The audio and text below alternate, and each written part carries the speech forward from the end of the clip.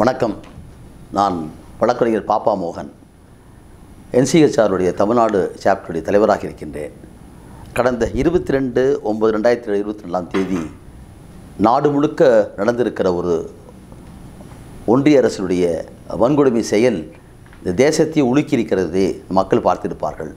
Popular front of India என்று சொல்லக்கூடிய இஸ்லாமிய அமைப்பாக அது 2006 துவக்கப்பட்டாலும் கூட நீதி, சுதந்திரம், மக்கள் பாதுகாப்பு, மக்களுக்கு அதிகாரம் அளித்தல் என்ற முறையில் ஒடுக்கப்பட்ட மக்கள், அடக்கப்பட்ட மக்கள், சிறுபான்மை மக்கள், தலித்துகள், ஆதிவாசிகள், அது மட்டுமில்லாமல் சுற்றுச்சூழலுக்காக போராடுவது போன்ற சமூக பண்பாட்டு இயக்கத்தில் தன்னை இணைத்து கொண்டு இந்தியா முழுவதும் போராடி கொண்டிருக்கிற அமைப்பாக பாப்புலர் ஃப்ரண்ட் ஆஃப் இந்தியா இருந்து கொண்டிருப்பதை மக்கள் பார்த்து கொண்டிருக்கிறார்கள். சுதந்திரத்திற்காக தேசிய கொடியை ஏந்தி அது நாடு முழுக்க நடத்திய போராட்டத்தை மக்கள் பார்த்திருக்கிறார்கள். அப்பேற்பட்ட அமைப்பை திட்டமிட்டே அது ஒரு பயங்கரவாத அமைப்பாக சித்தரித்து பல வழக்குகளை போட்டு அதில் முக்கியமாக தேசிய புலனாய்வு முகமை நேஷனல் இன்வெஸ்டிகேட்டிங் ஏஜென்சி என்று சொல்லக்கூடிய அமைப்பை யுஏபிஏ சட்டத்திற்கு பின்னால் அதனை உருவாக்கி அதிலும் குறிப்பாக மத்தியில் ஆண்டு கொண்டிருக்கக்கூடிய ஃபாசிச காவி கார்ப்பரேட் மோடி அரசாங்கம் அதை தனது ஏஜென்ட்டாக துணை அமைப்பாக மாற்றிக்கொண்டு அதே போல் அமலாக்கத்துறை என்ஃபோர்ஸ்மெண்ட்டையும் சேர்த்து கொண்டு PML என்று சொல்லக்கூடிய prevention of money laundering act என்று சொல்லக்கூடிய சட்டத்தையும் தனக்கு சாதகமாக திருத்தி கொண்டு தனக்கு வேண்டாதவர்களையெல்லாம் இன்றைக்கு அதிலே ஈடுபடுத்தி நாடு முழுக்க இன்றைக்கு ஏற்பட்டிருக்கிற ஒரு மிகப்பெரிய அச்சுறுத்தலை பார்த்து கொண்டிருக்கிறோம். ஒரு பக்கத்தில் தன்னுடைய கருத்துரிமையை கருத்தியல் ரீதியாக போராடி கொண்டிருக்கக்கூடிய நரேந்திர தபோல், கோவிந்த் பன்சாரே, கல்புர்கி, கௌரி லங்கேஷ் போன்றவர்கள் எல்லாம் அதற்கென்று ஒரு அமைப்பை உருவாக்கி ஒரே பாணியிலே மோடஸ் ஆபரேண்டி முறையிலே சுட்டு கொண்டிருக்கிற காட்சியை மக்கள் பார்த்து கொண்டிருக்கிறார்கள். மறுபக்கத்திலே கறி வைத்ததற்காக அக்லை போன்றிருக்கிறவர்களை மாப் வயலன்ஸ் என்ற முறையிலே அடித்துக் கொள்கிறார்கள். மறுபக்கத்தில் நாடு முழுக்க இன்றைக்கு இந்த தேசத்தை இந்து ராஷ்டிரம் என்ற முறையில் 1925 RSS துவக்கப்பட்ட போது அது வைத்திருக்கிற முழக்கத்திற்கேற்ப இந்தியாவில் ஒரே மதம், ஒரே இனம், மொழி என்ற அடிப்படையில் இன்றைக்கு இந்தியாவை இன்றைக்கு தன் கட்டுக்கோப்பில் கொண்டு வருவதற்காக சிறுக சிறுக இன்றைக்கு ஆரம்பித்திருக்கிறார்கள். எப்படி பாப்புலர் ஃப்ரண்ட் ஆஃப் இந்தியாவுடைய தலைவர்களை எல்லாம் ஒட்டுமொத்தமாக வீட்டுகளில் புகுந்து அதிரடியாக மாநில அரசுக்கே தெரியாமல் NIA போய் கைது செய்திருக்கிற ஒரு அடாவடித்தனத்தை மக்கள் பார்த்ததை போலத்தான் 2019 ஆட்சிக்கு வந்த பின்னால் இந்திய அரசு சாசனத்தில் கொடுக்கப்பட்டிருக்கிற 320 சிறப்பு அந்தஸ்தை உடனடியாக ஒரு நொடியிலே பார்லிமெண்டத்தில் இருக்கக்கூடிய தனிப்பெரும்பான்மையை பயன்படுத்தி கொண்டு அந்த சிறப்பு அந்தஸ்தை அந்த மாநில அரசுக்கே தெரியாமல், மக்களுக்கே தெரியாமல் முடக்கி 3 மாநிலம் மாற்றியிருக்கிறார்கள். அதைத் தொடர்ந்து குடியுரிமை திருப்பத்த சட்டம் வந்தது. தேசிய புலனாய்வு முகமை என்பது இன்றைக்கு மோடி அரசாங்கத்துடைய துணைப்பாவை, கைப்பாவையாக இருக்கிறது. இண்டிபெண்டன்ட் ஏஜென்சின்னு சொல்லக்கூடிய வகையிலே அந்த சட்டத்திலேயே எதுவும் கிடையாது. பிணை கொடுப்பதற்கே 180 நாட்கள் வேண்டும். குற்றப்பத்திரிகை தாக்கல் செய்தாலும் கூட குற்றம் சாட்டப்பட்டவர் தான் குற்றவாளி இல்லை என்பதை நிரூபித்தால் மட்டும்தான் வெளிவர முடியும்.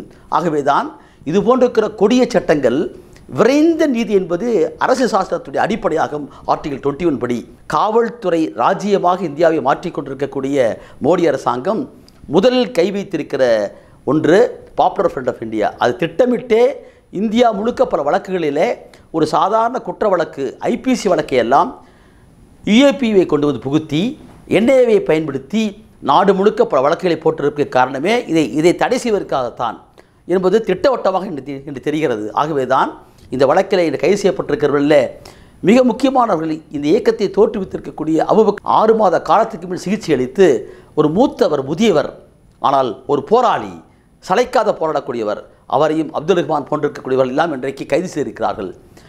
நம்மை பொறுத்தவரை தேச துரோக குற்றச்சாட்டு இருக்கும் என்று சொன்னால் அதனை நீங்கள் சட்டப்படி விசாரிக்க வேண்டும். 124(a) சொல்லக்கூடிய பிரிவே ஆங்கில ஏகாதிபத்தியத்தினுடைய ஆட்சி காலத்தில் போடப்பட்டிருக்கக்கூடிய அந்த சட்ட பிரிவு என்பது நீக்கப்பட வேண்டும் என்று போராடினோம். இன்றைக்கு உச்சநீதிமன்றமே ஒரு தீர்ப்பிலே 124 வழக்குகள் பூராவத்தையுமே நிறுத்தி வைக்கும் என்று உத்தரவிட்டிருக்கிறது. ஆனால் அதே சமயத்தில் UAPA என்று சொல்லக்கூடிய சட்டவிரோத நடவடிக்கை தடுப்பு சட்டத்தில் இன்றைக்கு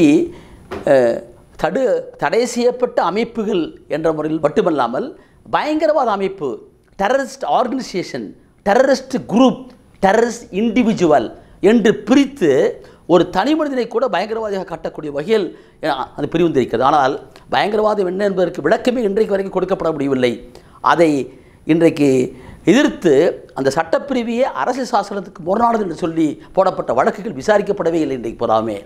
அப்படி இருக்கையிலே தான் இன்றைக்கு திட்டமிட்டே மோடி அரசாங்கம், அமித்ஷாவுடைய அரசாங்கம் பாப்புலர் ஃப்ரண்ட் ஆஃப் இந்தியாவினுடைய தலைவர்களை எல்லாம் வீடுகளிலே புகுந்து ஒரு கொடுமையான முறையிலே வீடுகளை புகுந்து சோதனை என்ற பெயரிலே அங்கே இருக்கிற பொருளையெல்லாம் எடுத்துக்கொண்டு வந்து இந்த தலைவர்களை கைது செய்திருக்கிறார்கள். NIA என்ற முறையிலே டெல்லிக்கு கொண்டு சென்றிருக்கிறார்கள். மதுரையில் ரெஜ்மான் செல்லக்கூடிய அவர் வீட்டிலே பெண் காவலர் இல்லாமலே உள்ளே புகுந்து மிகப்பெரிய அட்டகாசம் செய்து அவருடைய கணவரை கைது செய்திருக்கிறார்கள்.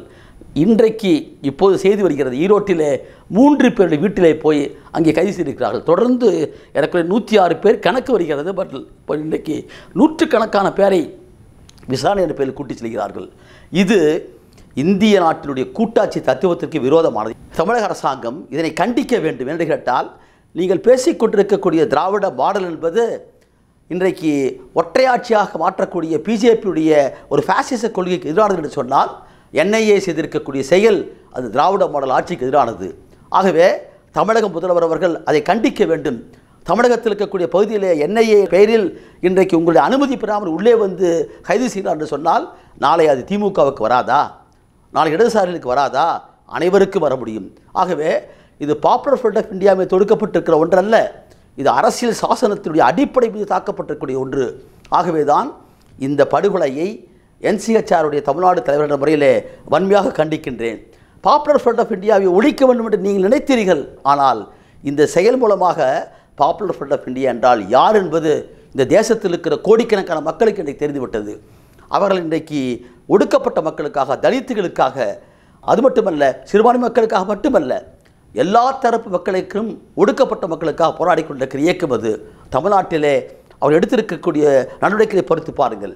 𝐏𝐶 இன்றைக்கு கூடங்குளத்திலே போராடுகிற போது அவரோடு நின்று போராடியவர்கள், விவசாய இயக்கத்திலே, உழைக்கிற மக்கள் இயக்கத்திலே அத்தனையிலும் கேட்டுக்கொண்டிருக்கிறவர்கள்.